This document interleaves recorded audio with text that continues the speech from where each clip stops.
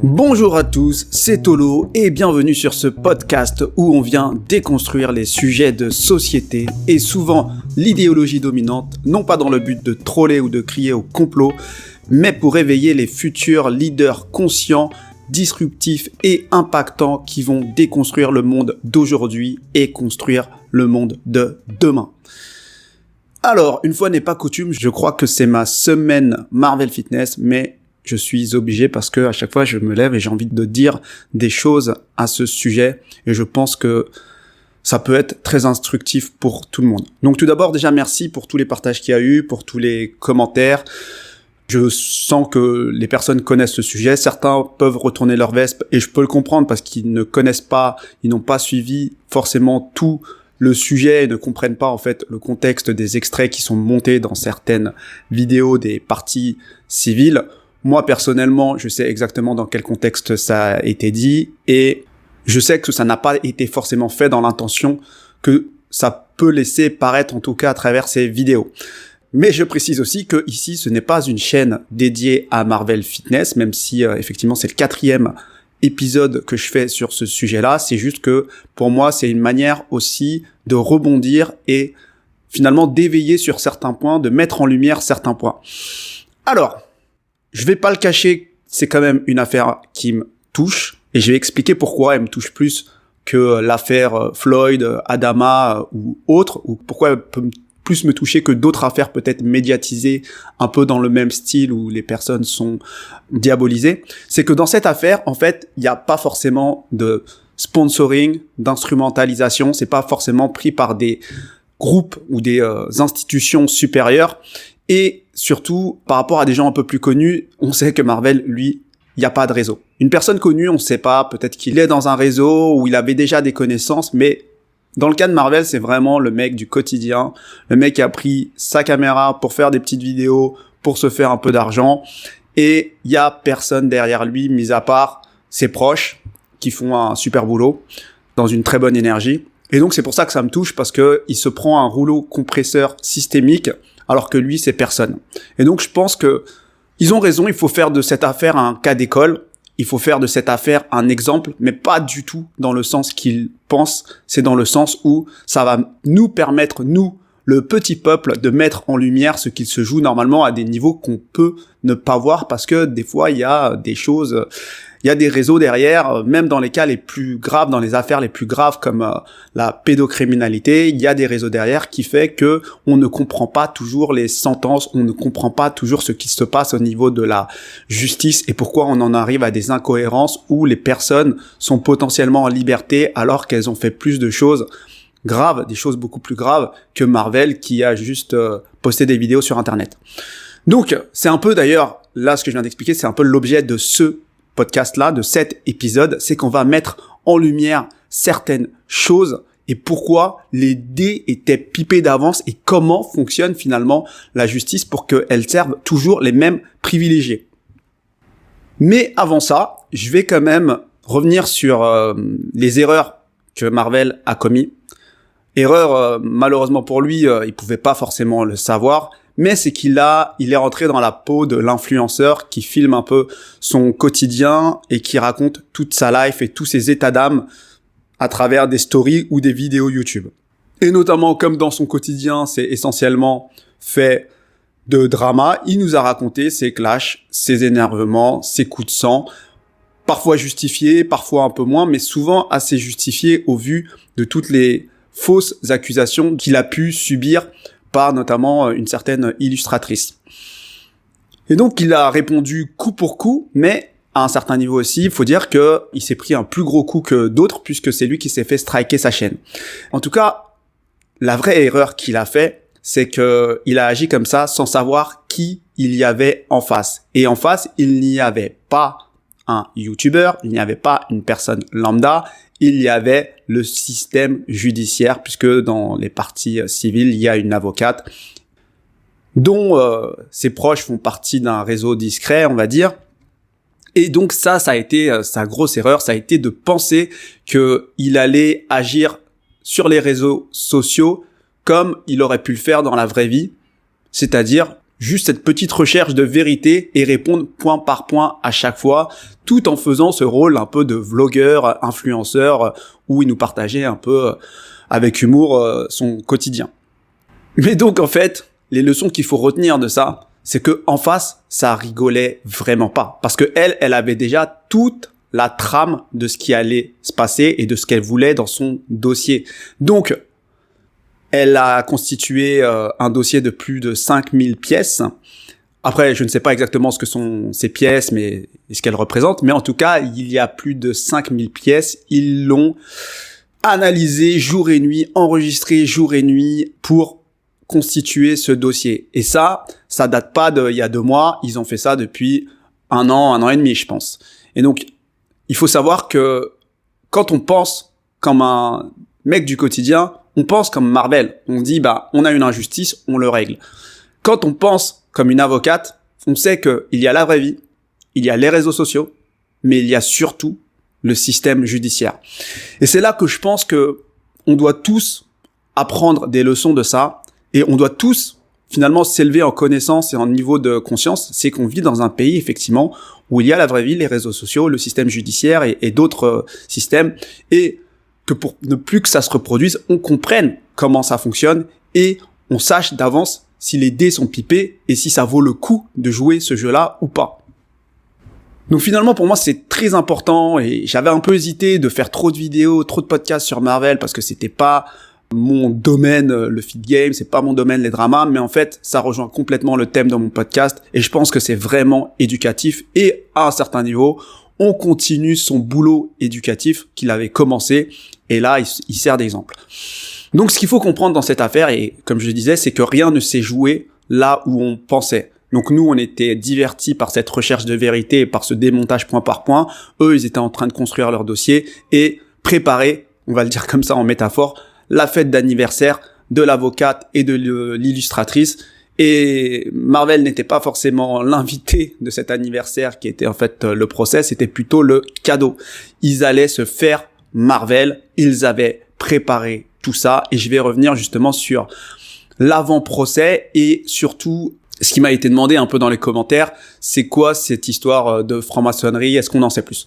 Ce que je peux vous dire, c'est que Marvel a fait allusion à ces fameux 3 points sans mentionner que c'était la franc-maçonnerie. Il a bien fait en sorte de pas mentionner que c'était la franc-maçonnerie. Moi, je le mentionne parce que de toute façon, il le dit, c'est que aucun avocat n'a voulu prendre son dossier alors qu'il avait une cagnotte de plus de 10 000 €, je crois.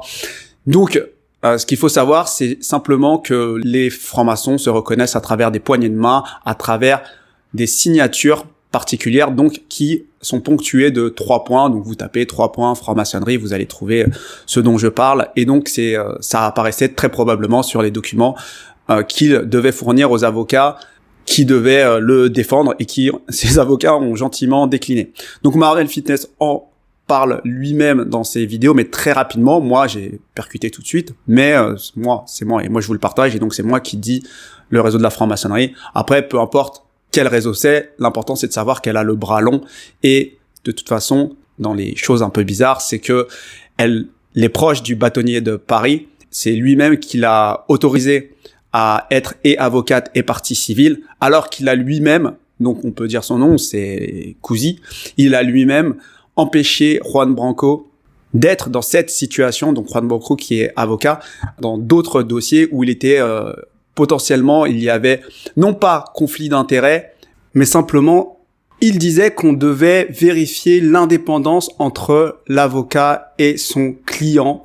Et de par les déclarations de Juan Branco, il n'y avait pas cette indépendance, donc il a refusé qu'il soit avocat dans son affaire à lui. Donc ça, pour dire que là, clairement, elle a posé le décor de son anniversaire. Donc, elle s'est dit, je vais être la petite princesse, je vais te faire l'avocat et la partie civile, ça s'est jamais vu, peu importe. De toute façon, j'ai l'autorisation. Elle a voulu faire un huis clos, finalement, elle a pas fait de huis clos sous la pression ou pas, mais elle s'est dit, de toute façon, si je fais pas de huis clos, j'invite tous mes amis de la presse, donc ce qui a été le cas. Et finalement, il y a eu très peu de place, dans tous les cas, pour la communauté de Marvel. Et surtout, après, on arrive enfin au procès où ce qui a été beaucoup critiqué, c'est la défense de l'avocat de Marvel. Et en fait, je pense qu'il faut pas critiquer sa défense, mais il faut comprendre la démarche qu'il y a eu et ce qu'il y a derrière ce système judiciaire français. Ce qui s'est passé, c'est que lui, il a attaqué effectivement la forme et non le fond. Et nous, dans notre logique de personnes du quotidien, on est là dans le fond, on veut la vérité, on veut du sang, on veut que ça réponde point par point à toutes ces choses-là. Mais en fait, ça marche pas comme ça dans la vie, dans le système judiciaire. Et c'est ça qu'il a mis en lumière. On n'est pas là en train de dire « j'appelle Marvel Fitness à la barre ». Non, on doit décliner des identités, on doit décliner un état civil, on doit vérifier que telle personne est responsable de ce compte. Il y a des jurisprudences, c'est ça qu'il rappelle, c'est qu'on ne peut pas condamner sur un contenu, on condamne celui qui a publié le contenu. Et c'est très important parce que sinon, moi, je fais une vidéo, on la publie et moi, je sais pas qu'elle est publiée alors que c'était de l'ordre du semi-privé dans le sens d'une communauté, en tout cas peut-être privée. Et du coup, moi, je me fais accuser, mais c'est pas moi qui ai publié cette vidéo. Et c'est un peu ça l'idée. C'est un peu ça l'idée de la défense de l'avocat. C'est que, à la base, c'est comme un peu décliner son état civil. C'est qu'on pose les bases, les faits, à qui on reproche quoi et est-ce qu'on a les preuves de tout ça. Donc, comme l'état civil, est-ce qu'on a les preuves que Abanou est celui qui publie? Parce que c'est ça qu'on condamne en France et c'est comme ça que ça marche. Donc ça, c'est la première chose. C'est normal ce qu'il a fait. C'est vraiment normal. C'est comme ça que ça fonctionne. Et ce qu'il faut comprendre, c'est que on n'est pas sur YouTube. On n'arrive pas avec un dossier de 5000 pièces, avec des captures d'écran YouTube, etc. Non. On arrive avec un dossier. Il faut que les choses aient de la valeur au niveau judiciaire. Donc, on se retrouve avec cette attaque sur toutes ces histoires de vices de forme. On se retrouve avec plein de choses qui sont pas bonnes, c'est-à-dire que même le nom de la chaîne n'est pas bonne, qu'il y avait des faux dans certaines pièces, certains certificats médicaux, et surtout qu'il n'existe pas en France de harcèlement par procuration. Parce que les 5000 pièces, c'est pas 5000, enfin je ne sais pas c'était quoi ces pièces, mais à mon avis c'est 5000 messages de la communauté de Marvel, mais pas de Marvel lui-même. Et c'est ça qu'il faut comprendre. Et donc ça, lui, il a attaqué là le fond et la forme. Il n'avait normalement même pas besoin de rentrer dans des détails de youtubeurs. On est là, on est en France, il y a un système judiciaire, c'est un état de droit, il y a des procédures à respecter. On y va. Et là, ce qui s'est passé, c'est que, c'est pas passé. Justement, c'est pas passé. Normalement, le procès aurait dû être reporté, mais là, c'est pas passé. Et c'est ça qu'il faut comprendre. Et je pense qu'il faut pas accuser l'avocat. L'avocat, il fait son job d'avocat, il est pas du tout câblé comme nous. Par contre, ce qu'il faut comprendre, c'est que dans d'autres circonstances, dans d'autres procès, en dehors de l'affaire Marvel, le procès aurait été reporté. Pour un détail encore plus insignifiant que on n'a pas l'identité de celui qui publie. Pour d'autres choses, pour d'autres détails. Et les avocats sont là pour ça. Ils sont là pour défendre leurs clients. Et dans la défense de leurs clients, ça veut dire, faire en sorte que potentiellement il n'y ait pas de procès, ou il y ait des vices de forme, ou ce ne soit pas possible pour des raisons évidemment légales. Sauf que là, dans ce cas-là, c'est l'inverse qui s'est passé. C'est que là, on propose ça, on cherche même pas à rentrer dans la forme, et comme, clairement, Marvel, c'est personne, c'est rejeté. Et donc là, contre toute attente, c'est même pas que juste c'est rejeté. C'est que là, on assiste j'étais pas au procès, mais j'ai vu quelques vidéos, on assiste à quelque chose d'assez très théâtral. Et c'est comme si, pour son anniversaire à l'avocate, c'est même pas qu'on lui donne sa surprise qu'elle avait préparée elle-même, c'est que il est condamné à plus que ce qui a été demandé. Et il y a eu un mandat de dépôt pour ce type d'affaires. Ça veut dire qu'il va en prison directement après. Ça n'existe pas. Ce n'est pas possible. Et c'est ça qu'il faut dénoncer. C'est ça qu'il faut comprendre. C'est qu'en France, il y a des procédures qui peuvent arranger les puissants à certains moments. Mais au-dessus de ces procédures, quand une personne lambda commence à utiliser ça pour X ou Y raison, il y a les privilèges et le réseau. Et c'est ça qui, pour moi, est important à diffuser et à faire comprendre. Et malheureusement pour eux, il faut que ça se diffuse parce que là, on assiste à quelqu'un qui le vit et c'est quelqu'un du quotidien et c'est quelqu'un qui a une communauté et c'est quelqu'un qui ne mérite pas d'être là où il est. Pour moi, il ne mérite pas d'être en prison et c'est parce que ce système français fonctionne comme ça. D'abord, les procédures, ensuite, les privilèges. Et donc, c'était pipé d'avance. Et maintenant, juste à comprendre cette affaire, vous comprenez pourquoi certaines personnes ne sont toujours pas en prison malgré tout ce qu'elles ont fait. Parce que soit elles jouent sur les procédures, soit elles jouent sur les privilèges. Point, barre. Et peut-être qu'il y a d'autres choses. Et ça, j'en sais rien, parce que là, il y a l'appel, il y a la cassation. Mais en tout cas, Marvel nous permet, à un certain niveau, de voir ce qu'il se joue dans le système judiciaire français, parce que moi, personnellement, je suis pas familier de ce système judiciaire, et que parfois, les personnes sont pas des gens du quotidien. Donc, c'est souvent des choses qui se règlent en dehors du système judiciaire, entre réseaux. Et c'est ça qui est intéressant dans cette affaire. Donc oui, ils ont raison, c'est un cas d'école, et c'est un cas d'école parce qu'on va mettre en lumière ce qui ne va pas. Et donc, moi, ce que je vous invite simplement, c'est qu'on s'élève tous en niveau de connaissance, on s'élève tous en niveau de conscience, on agisse calmement, comme ce qui est demandé par les proches de Marvel, et qu'on se structure, qu'on s'organise, on n'est pas des sauvageons du tout. Il y a des gens très éduqués, il a fait des LFAK qui parlaient de choses très très sérieuses, donc moi je n'ai aucun doute qu'il y ait des gens très éduqués dans la communauté de Marvel et qui ne se résument pas à des messages privés haineux envers la partie civile. Donc là, moi en tout cas, mon rôle à moi, je le fais à mon niveau, je vous partage de manière synthétique ce qui me vient, et je pense qu'on peut tous faire ce petit geste à travers des likes, des partages, des commentaires intelligents, des boycotts, c'est-à-dire ne pas favoriser certaines marques qui soutiennent ces parties civiles, et faire comprendre que on n'est pas des sauvageons, et on peut se faire justice dans le calme et dans la paix. Mais on sait, là pour moi, on comprend qu'à un certain niveau, si on veut te faire tomber, tu tombes. Cherche même pas. Pour la raison que j'ai expliquée tout à l'heure. Donc voilà ce que j'avais envie de vous partager aujourd'hui. Je sais pas si j'en partagerai d'autres. À chaque fois, je dis c'est mon dernier podcast, mais en tout cas, c'est une affaire qui me touche. J'espère que ça vous a apporté des choses. N'hésitez pas à commenter, à compléter, à partager et à vous abonner. Je vous souhaite une bonne journée à tous et à bientôt.